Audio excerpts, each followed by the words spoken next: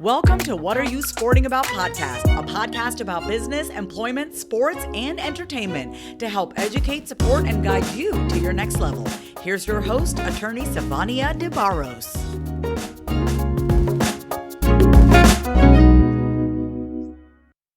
Hi, this is Savania DeBarros, protector of athletes, and today I have Mr. Jachai Taylor on the line. Hi, Jachai. Hi, I'm happy to be on. On the podcast today? Yes, ma'am. I'm happy to be on this podcast today. It's actually my first podcast I ever did, first debut, so kind of excited about that. Well, we're excited to have you, and I had to take a pause to say your name. I'm like, I don't want to jack up the name. So I'm so excited that you are here with us. It's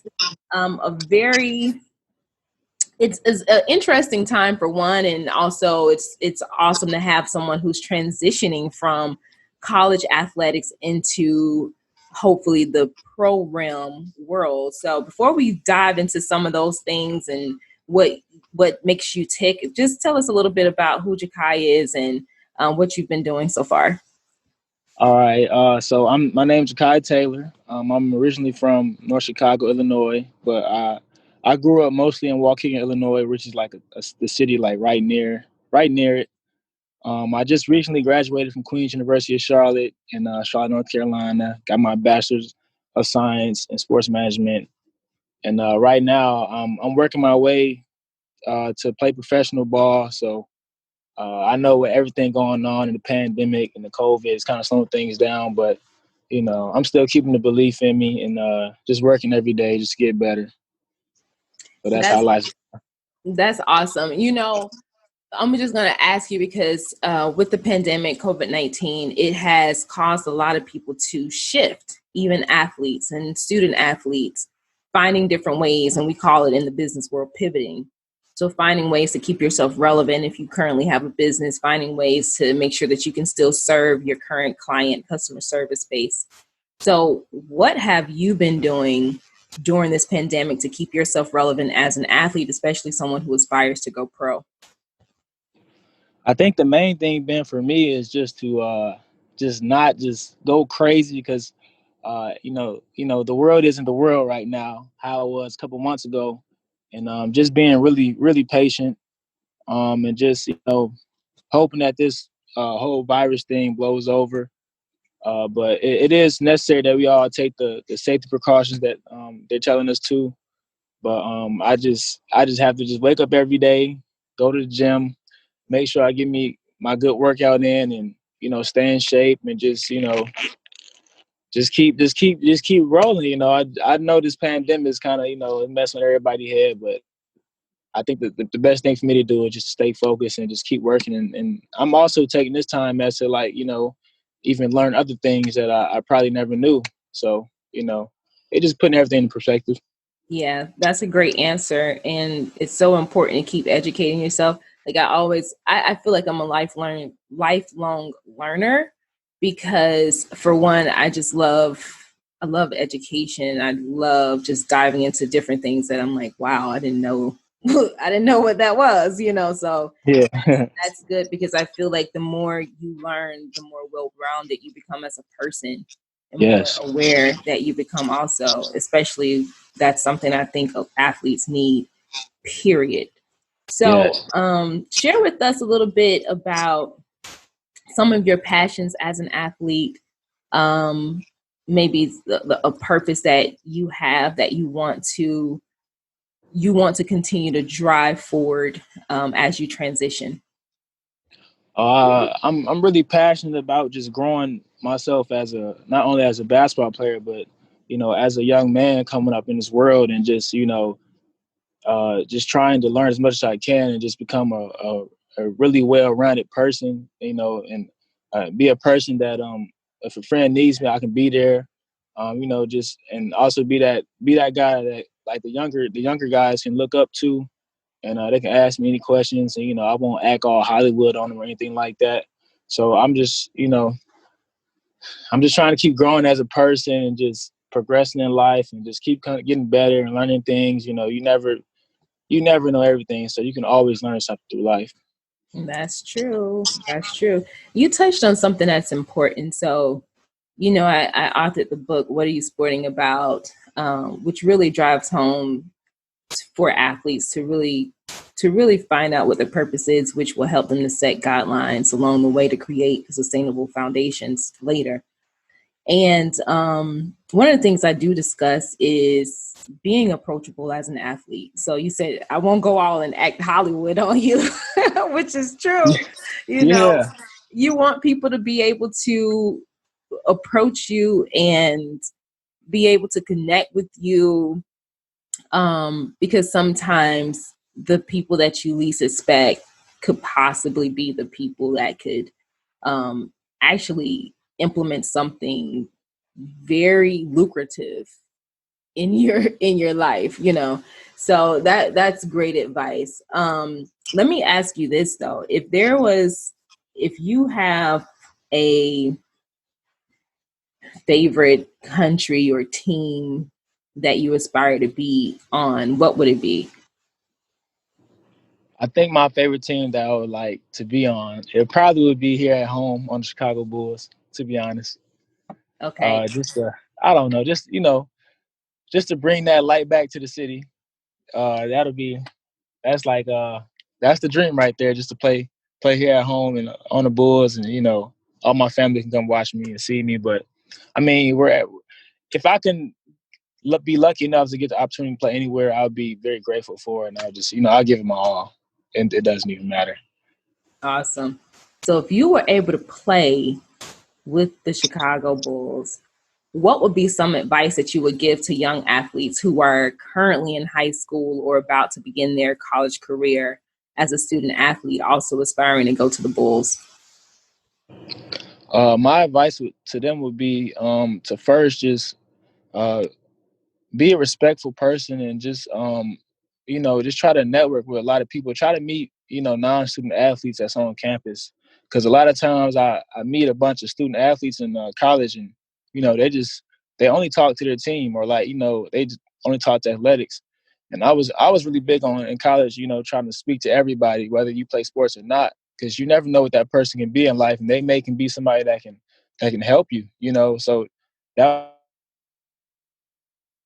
would be something I would tell them. Just try to meet as many people as you can, make connections, relationships and things like that, and always work hard. If you really want to be the player that you say you want to be, you have to put the work in. You have to study the game, and also you have to make sure that your grades are top notch. I was the type of student in college. I always went above and beyond. I was like an overachiever, so I think that was just a pride in me. I just always wanted to do the best I can. And, if I knew I can do the best I can in school, I said, why not, just try to get the best grade as possible. So that would be my advice to them. Okay. No, I agree with that. One thing that I've always said is education for me was the one thing that I can control. So why not try to be the best at it? Yeah, exactly. So yeah, why not? So there's a huge shift in athletes who are opting out of going to an NCAA school because they want to have complete control over their name, image, and likeness, and so they're going to G League, the NBA G League. What are your thoughts on that? My thoughts on that, I think that high school kids, they're seeing how the NCAA works, and how they basically control the game, and they're not paying any of these student athletes, but they're making billions of dollars off their name. So if I'm a high school athlete right now, and I feel I'm ready for the pros, I'm thinking I would go G League myself, because once you get to the NCAA, you could become a big star in the college world, and they'll be making so much money off you, and you probably won't see a penny of it. So I think they're just, being smart about it. I think it's a smart move in my opinion. Now let's shift that conversation just a little bit, because, name, image, and likeness is definitely at the forefront of everything right now with the college world, college sports. Now, if you were currently going to be transitioning from high school to college with, and let's just say you were in Florida, because Florida has enacted an NIL statute.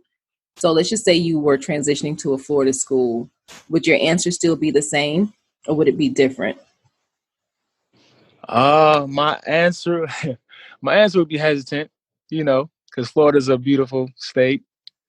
But I think it's all about how I would feel at that time about it. Mm-hmm. And I think as far as right now, I guess knowing what I know now about the NCAA and been there and done that, I probably would have, made that jump from high school to probably the NBA G League.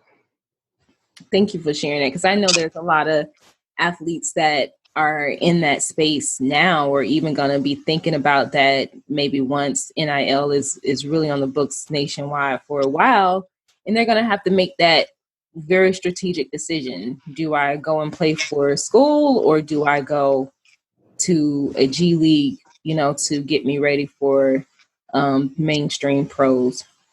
So we already know, like, when you go pro, well, first off, even when you become a student athlete, and especially at an NCAA school, there is a particular stigma that is placed on you. People just think that you think you're all of that, because especially if you're with the D1 school, it's a lot, right? So Yeah. Oh, tell me about it. So just imagine becoming a professional athlete and walking around with this target on your back is being a cocky person, right? You can have a heart of gold, but the stereotype is out there. So what are some things that aspiring athletes, and we can even just say current pro athletes, what, in your opinion, can they do off the court to eliminate that stigma of being cocky or too good, quote unquote, to talk with other non-athletes? I think the best thing for them to do is, off the court, you have to connect with other people that's, non-student athletes. You have to speak to them when you see them on campus, or if you have a student that's in your class and you have class with them, you see them around the campus, talk to them, have a conversation with them. Those, like, having those type of conversations with those people who just, they don't play sports, they're probably still trying to find a purpose in life. That goes a long way with them. I know many people I have, spoke to throughout college, they still remember me for that. And, they love me for who I am, because, I don't try to act too good or like I'm too good to speak to them, because it's like, at the end of the day, I'm a regular person like you too. You know, I still got to wake up and put my pants on the same, just like you. So what makes me better than you? Of course I'm on scholarship, or, my college is paid for, but, I can't act too good. I had to work for it. Those students are still working, to bust their butts in class, and, some of those kids have to maintain the GPA just to even stay in that school. So it's like, it's just all about connecting with them and speaking to them, and, you got to warm them up. You don't come around and just don't say nothing and look at them all weird and funny. They're people just like you too, so you just have to connect with them and speak to them. Yeah, that is so true. That's so true. I mean, you just never know. I call these people like walking angels. Sometimes you just never know the way you treat certain people. You never know what value and goodness and blessings they will impart in your life. Yeah, see, I'm a big believer in, you treat people how you want to be treated. And I think that's what makes me, a person that people like to be around, and, they feel like they can talk to me anytime during the day, because, I won't act like a big time on them. It's not my personality, and I don't think it ever been in me to act that type of way to those people. Well, I definitely appreciate you for being open and honest and humble. And I know humility is a character trait that a lot of people lack. But I do know if it's something that a person can, hopefully it can be taught. But, humility is one of those things. If you got it, man, people are always going to want to help you, because you are approachable, and you don't have so much pride that people just have to keep knocking down walls just to try to impart something on you. So Yes. Kudos to you, Kai, for, you know, even getting to the point where you are now. I'm super excited for you. And Thank you. I could just pray that, you know, all of your dreams that you want come into fruition and you are able to achieve everything that you put your mind to. So Thank you. Thank you. again, thank you so much for coming on the podcast. Hopefully I'll be, you know, interviewing you as a Bulls player. Yes. Hey, I will be down for it. I'll be down for it. It'll be a second go around. It'll be fun. So I'll Yeah, be down for it. Yeah. absolutely. But thank you so much again. And we'll talk with you soon. Yes. Thank you for having me on. I hope you have a great day and everyone else has a great day too. And just keep following your dreams and stay focused. Absolutely. Thank you. Bye. Yes, thank you. Bye-bye. Thanks for joining us this week on What Are You Sporting About podcast. Make sure to visit our website, prosportlawyer.com, where you can subscribe to the show in iTunes, Stitcher, or whatever your favorite platform is, so you'll never miss a show. And while you're at it, if you found value in the show, we'd appreciate a rating on iTunes or iHeartRadio. Or if you'd simply tell a friend about the show, that would help us out too. If you like the show, you might want to check out our book, What Are You Sporting About? Attorney Savania DeBarros is available for private consulting at sldebarros.com. And remember, we're here to educate, support, and guide you in your journey to success because we're all sporting about something.